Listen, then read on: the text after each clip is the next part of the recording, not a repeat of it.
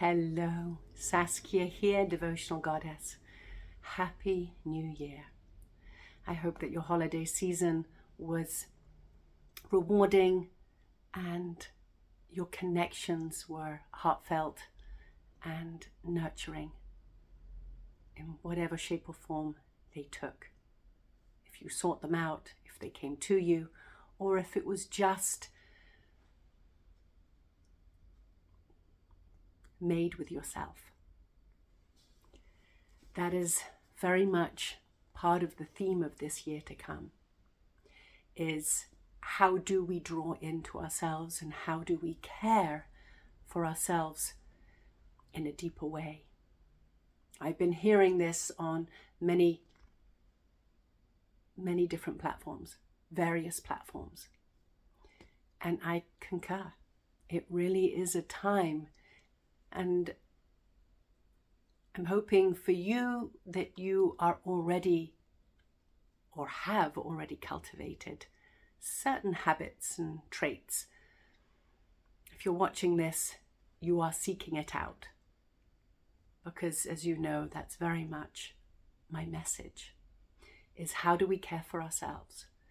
And my cancer journey most definitely did up the ante on that. And does continue to. Every day I'm connecting in with myself and checking in as to what it is that I need, that what it is that supports me in the best way possible and in my body. Something that I've always wrestled with and still am. I'm not complete with this karmic journey, is sugar. For me, it's sugar, and that's my go-to. I don't drink coffee, never did. Used to smoke many years ago. Yes, we need a vice in life, but where's the balance? And that's what I'm playing with and holding with right now, is where is my balanced relationship with sugar? We had hoped to travel to Europe, but we ultimately didn't, to celebrate Christmas with my family. And my father sent a care package last minute, and it got delayed because of weather and travel delays and what have you. So it arrived on a Tuesday, and Tuesdays is the day that the girls are with their father. So I opened the box and shared it with my daughters on Wednesday, which was perfect actually, because there were stocking fillers, goodies to put in stocking fillers. So I pulled out the stocking fillers, repurposed them, put all the goodies my parents had lovingly gathered, and so when the girls came back, they got another round of gifts in the form of stocking fillers, which was such a treat. But that Tuesday night, I got to see firsthand what was in the box, and they sent marzipan. I love marzipan. Well, that was my dinner. I sat there and I had one, and then I had two, and I left it for a bit, and then I ended up eating the bag, which was, I believe, 5, possibly 6 small marzipan pieces. Two was in the shape of a mushroom. So in Europe, I think they paint them. And so it was a little mushroom, and one of them was a pear or an apple and a strawberry or something. I think that's what it was. I think there were 5. Well, I ate the whole bag. And it's quite sweet. I practiced forgiveness, practiced compassion. I went and ate olives. The palate was asking for a recalibration of over sweet, so I went to over salt, and I ate a bowl of olives. That's what the body does. It's like, no, we've overloaded on the sugar, we need to recalibrate. Hence the salt craving. Ate a carrot in the sense of, well, I need some kind of vegetable tonight, so I enjoyed a raw carrot, and that was it. 2 days later, I had a head cold. I know intellectually that sugar halves your immune system. But I don't fully want to acknowledge it because I like my sugar. And I'm still practicing moderation. Yes, we all indulge this holiday season. We all generally indulge on a holiday season. So be it. I'm just acknowledging cause and effect for my body. And I need to be accountable to myself now more than ever with my cancer history, because sugar does not help with cell production. Sugar does not help with vitality and health and balance. And that is my goal right now. So I'm not berating myself. I'm just witnessing and holding myself accountable without it being judgy. That's my practice right now. And that's why I'm sharing it with you. Can you indulge? And can you witness impartially at the same time? Or maybe not, but later? Where are we holding it to berate ourselves and to belittle ourselves and to hold ourselves in unhealthy patterns of not being kind to ourselves? The first action being in overindulging. And then the second action is reliving it over and over again and rehashing it in our mind.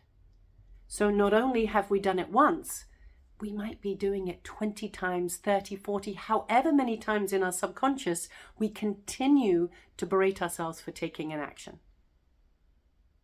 Does this sound familiar? We're human beings. Surely it resonates for you too on some level. So our practice of forgiveness is so important. And I have to share that one of my mentors has 3 words that she picks out every year. And I like that. I did it last year and I'm doing it this year again. And because it's the second year I'm doing it, I'm going to be able to take it a little deeper in how I follow through with those words and how I integrate it into my life. So, one of those words, the first one that came to me, and for another reason outside of my little sugar fest, is integrity. Something else happened right before Christmas that made me aware that I was out of integrity with myself and therefore with my family. So integrity.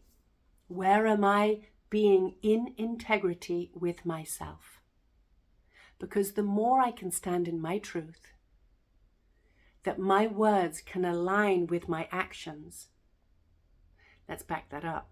That my thoughts align with my words and my words align with my actions, the more in integrity I can be. Balance was my second word for the year. I've been working on for a while in cultivating balance between the right and left side of my body, the feminine and the masculine side of my body. I'll do a second video in the course of this week to break down the masculine and feminine within us. It's an important topic, especially for this year ahead and the years to come. So look out for that one. So balance within me, balance within my work, my play, my eating, my family, being indoors, being outdoors, all of that, right?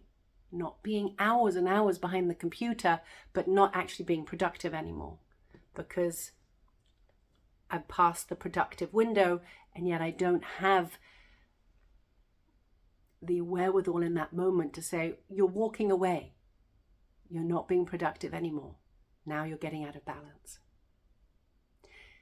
And the third word is safety. Safety within me. Because when I do not feel safe, I don't trust myself. I'll reverse that. When I don't trust in myself, there's no safety here.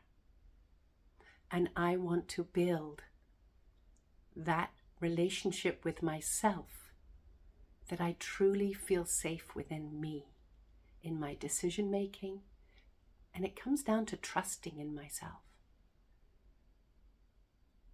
So as my mentor had mentioned, she has it on the lock of her phone. So when her phone is on lock, there are those 3 words. So in the course of a day, a week, in the course of the year, if there is a decision to be made, she would ask herself these 3 questions in relationship to the 3 words. So for me, it would be, if I take this on, do I stay in integrity with myself? Can I maintain balance? And do I feel safe? Do I feel safe in taking this on? Do I feel safe enough in me? If I take on this job, this relationship, this action, where is their balance? If I take on this project, this relationship, this action, am I in integrity with myself? And in asking those questions, it will help me to be clearer in the choices that I take, so that I can be more focused and clear in my direction for that moment, for that day, for that month, and for the year ahead. There's a lot I want to achieve this year. And I want to do it within a state of integrity, within a state of balance, and within safety.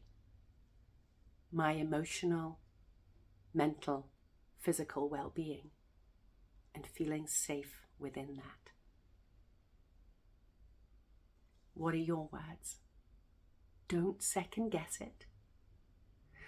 When I first wrote down these words while I was journaling, I intellectually wanted to put play, integrity, balance, and play. But as I went to write down play, safety popped in my head. And I was like, oh, wait a minute. What is it now? Play or safety? And I sat with it and I was like,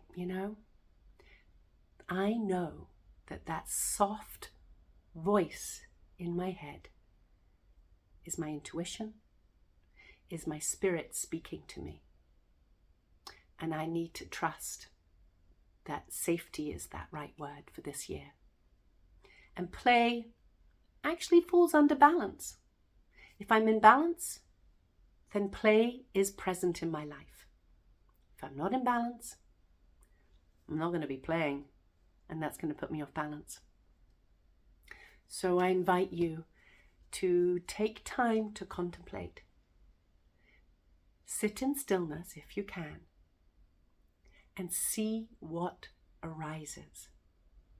And notice what you choose intellectually, and if there is anything that naturally arises within you. Just like my safety. My brain was like, I want play. I need more play.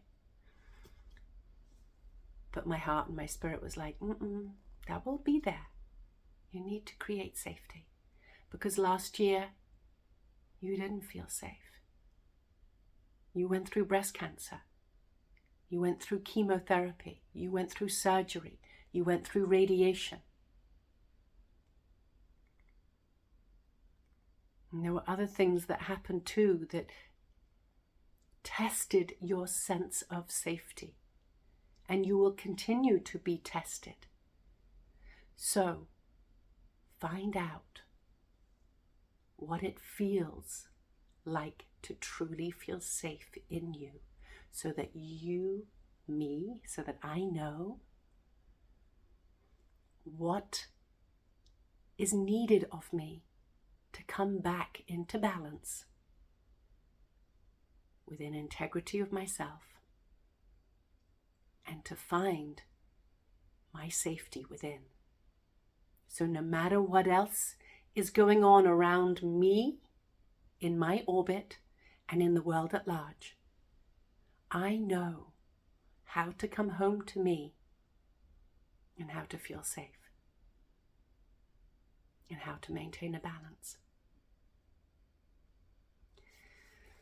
So I hope this share today was helpful. Take your time to think about what words. Know that I am mentoring again and working one-on-one with clients. If any of this inspires you and you're like, yeah, but I want help. If you're going through cancer or you're at the end of it, I am working with my clients who have gone through cancer, who are single mothers, who are rebuilding their lives and wanting to know how to recreate and build a life with greater balance and stability. I'll share more about that very soon. Many blessings, much love from my heart to yours. Feel free to message me if you have any questions. All my information is below if you wish to work with me. And I look forward to joining and speaking to you again soon. Much love.